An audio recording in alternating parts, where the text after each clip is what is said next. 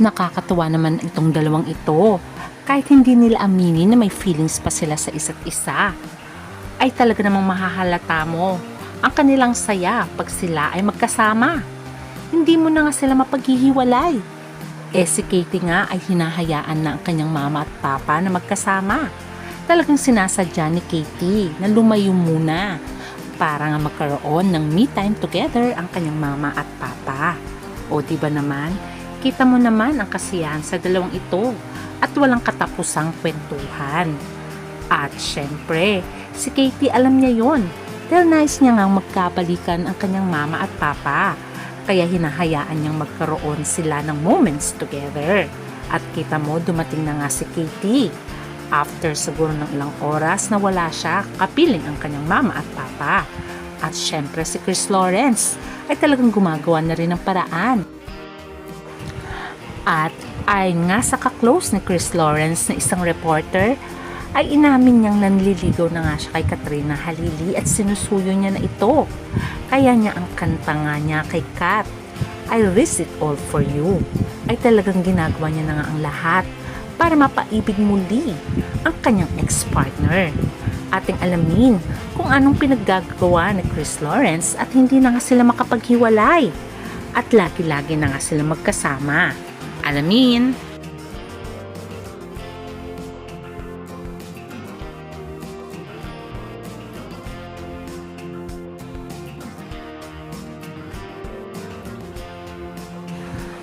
Kung ating mapapansin, mula nang umuwi si Chris Lawrence galing Amerika sa kanyang series of concert, ay talaga namang hindi na siya humihiwalay sa kanyang mag-ina, especially kay Katrina Halili. At lagi itong nakabuntot sa kanyang mag-ina at talagang tinototoo niya na ang sinabi niyang one step at a time. At kita mo naman lagi niyang dinadalhan ng pagkain itong si Kat, na nakakatuwa naman si Kat dahil mukhang nahuhulong na nga ang loob niya kay Chris Lawrence na dati niyang partner. O diba, ang sweet nila at nakakatuwa talaga itong si Kat. Sabi nga niya ay medyo joker din talaga itong si Kat. Ba't ito lang dala mo? Tikim yan. Tikim lang yan. Hindi masarap. Ba't ayaw may ibalik? Ayoko pa yung okay lang. O, diba, nakakatuwa si Kat, hindi daw masarap pero kinuha niya naman lahat. At tuwang-tuwa naman si Chris Lawrence dahil masaya ang kanyang mahal. At nito nga lamang sa location shoot nga ni Kat, ay pinasalubungan nga siya ni Chris Lawrence ng favorite niyang Penoy. At sila nga ay talagang kumain pa ng Penoy sa van nitong si Chris Lawrence. At talagang makikita mo ang kanyang pagiging gentleman. Inalalayan niya pa si Kat. Siguro nga talaga ay ginagawa niya na ang lahat para mabalik ang dati nilang pagmamahalan.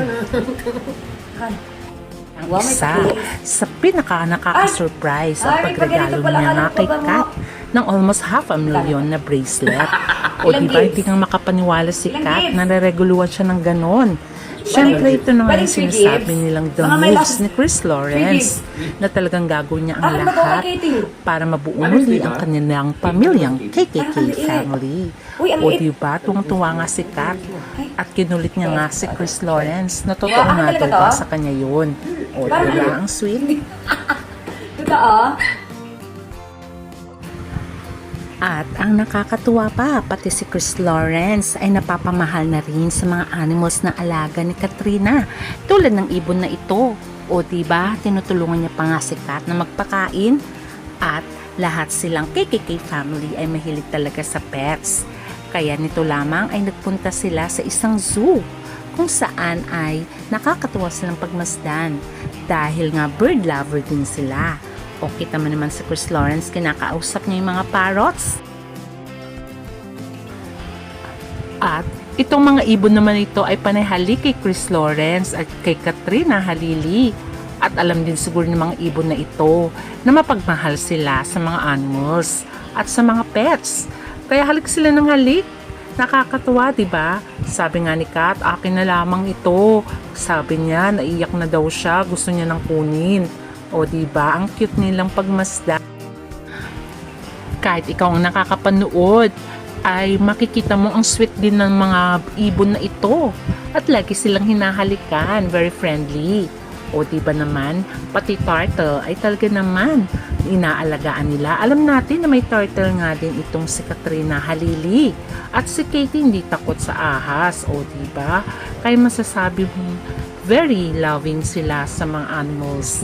Kaya naman minamahal sila ng masa at ng mga fans dahil mababait din sila sa mga pets nila. At talagang mapag-alaga sila pag meron silang pets.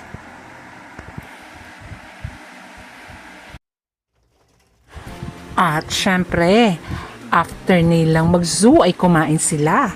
At may pa-surprise pang muli itong si Chris Lawrence kay Katrina Halili na ikinagulat nga ni Kat.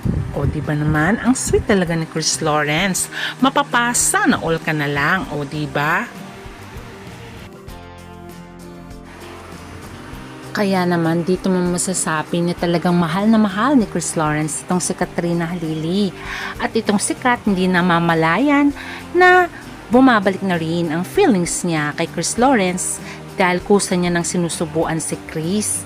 Sana nga ay maging sila muli at sana mabuo na ang KKK family. Tulad nga ng sinasabi ng iba na love is sweeter the second time around at merong second chance.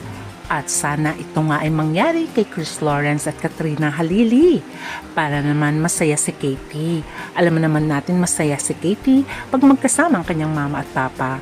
At sana dumating ang araw na sila ay ikasal na para happy ang lahat, especially si Katie. Hanggang sa muli, bye!